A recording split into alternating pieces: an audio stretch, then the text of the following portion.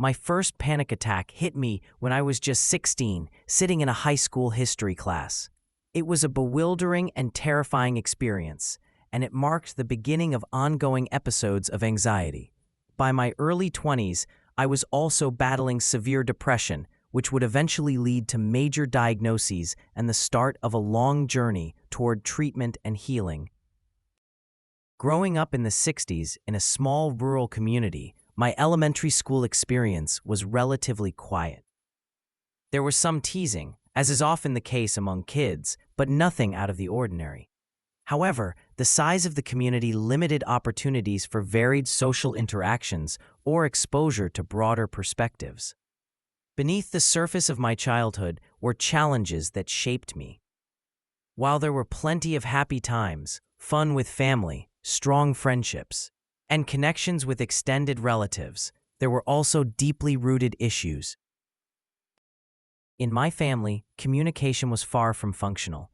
We avoided discussing difficult topics, brushing intense feelings under the rug.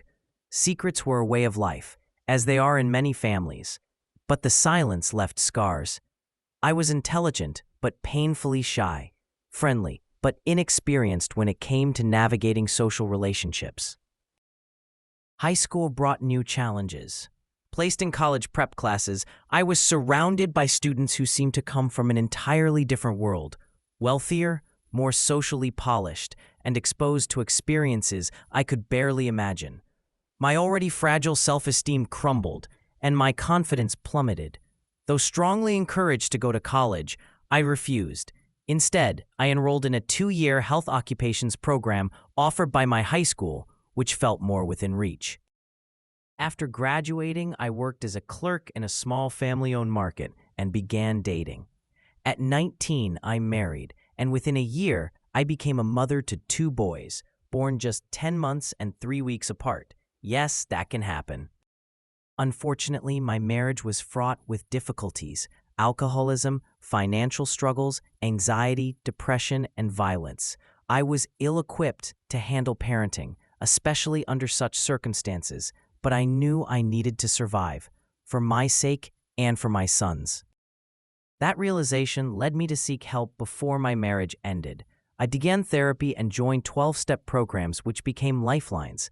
These resources helped me see that healing and recovery were not only possible but necessary. With the support of community programs, I started piecing together a healthier life. It took hard work and a commitment to change, but the effort was worth it, not just for me, but for my children as well.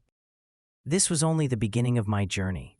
In future posts, I'll share more details about my diagnosis, the treatments I pursued, and the steps I took toward a better life.